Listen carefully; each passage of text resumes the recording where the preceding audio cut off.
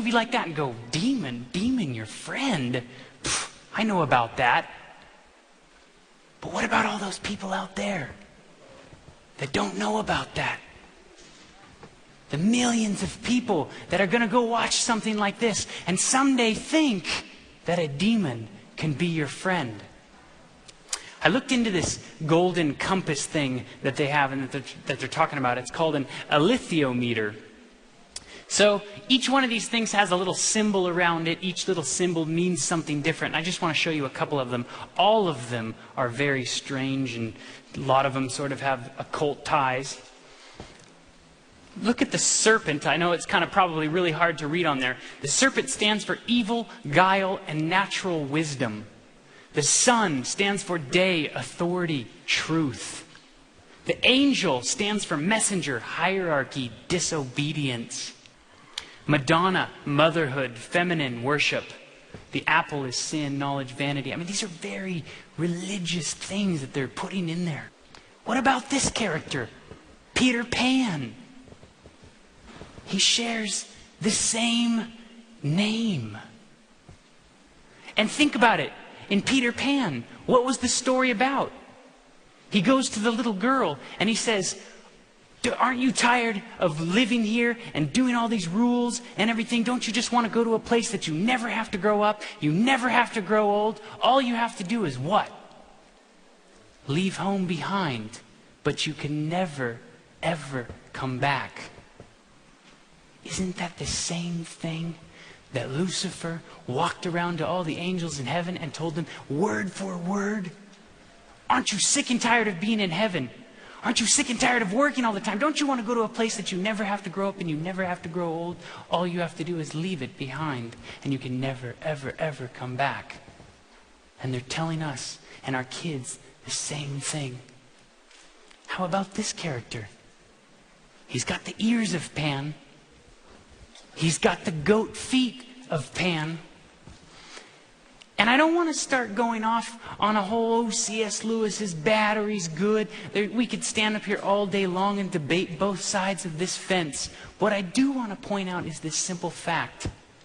Mr. Tumnus looks a lot like Pan, and he's your friend.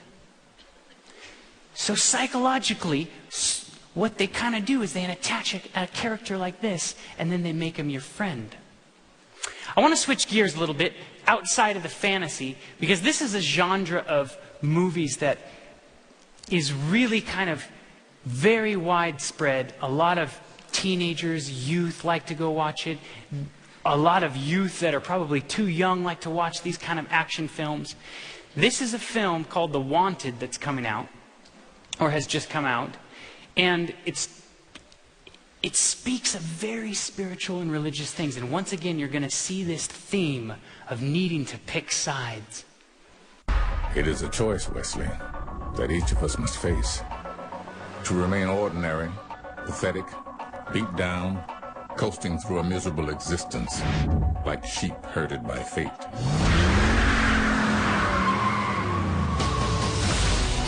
Or you can take control of your own destiny and join us, releasing the caged wolf you have inside. Our purpose is to maintain stability in an unstable world. Kill one, save 1,000. Within the fabric of this world, every life hangs by a thread. This is the decision that lies before you now. The sheep or the wolf?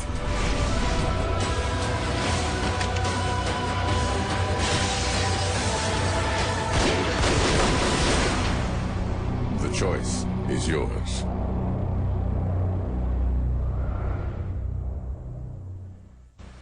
It's not just once. It's not going and seeing that just once. These things get inside of your head and they tinker around. Just like I showed you in the beginning, even the film writers themselves say, look, we know this is real. We know when you go to a theater that you come out different. The whole reason I want to show you these clips is to show you that there needs to be a change to too many of us are watching these films. I grew up a very conservative Adventist. I saw almost every single movie that came out. Naturally, that's why I wanted to go make them. The next film I'm going to show you, and this is a clip kind of that was in our film that we had been passing out on Sabbath when we went to Southern University and gave this talk at Southern University. You'll see how many people in our even conservative colleges are affected by these films. I want to ask a quick question. I have seen this movie probably 20 times, maybe more. This was one of my favorite films. How many people in this room have seen this movie? Look at how many hands just went up. Can somebody tell me in this movie where they speak about God? You got one person. What scene?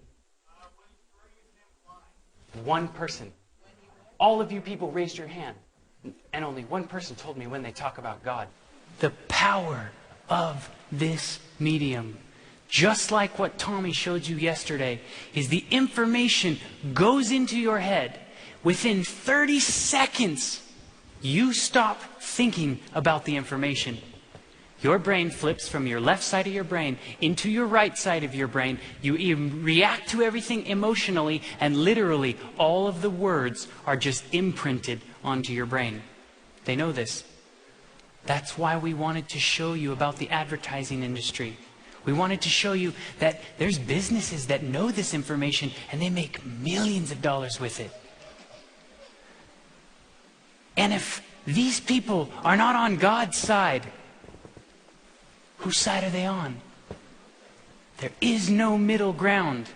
If these people are not being used by God, it's very, very possible that Satan is using them instrumentally to bring us away from God. Here's a clip of the film that they talk about God. Our fathers were our models for God. If our fathers failed, what does that tell you about God?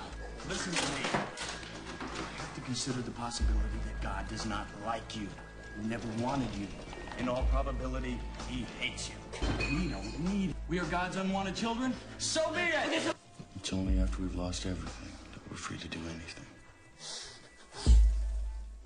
Those words are so harsh. Those were said about my God and my Savior.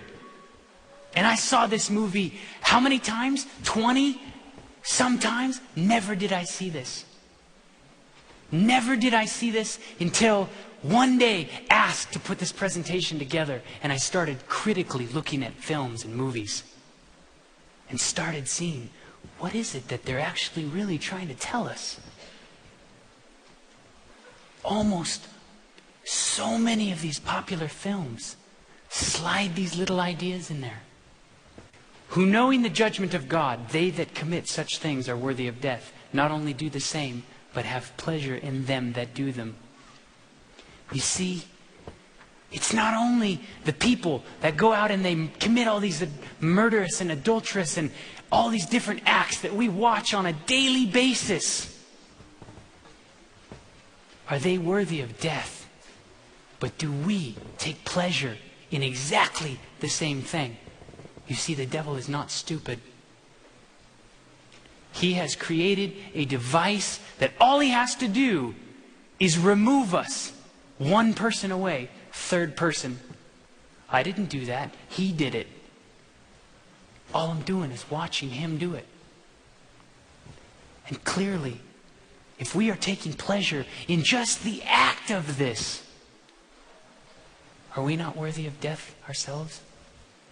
Matthew 7:15 says, beware of false prophets which come to you in sheep's clothing, but inwardly are ravening wolves. I want to kind of shift the little gears again here. We've been kind of discussing just the evil movies and, nothing. I don't want to say that every single thing that you watch is evil. Because naturally, obviously, there's a lot of good things that come out of television. We make these kind of programs on television to try to bring people closer to God. But that is the difference. If it is not leading you closer to God, if it is not speaking to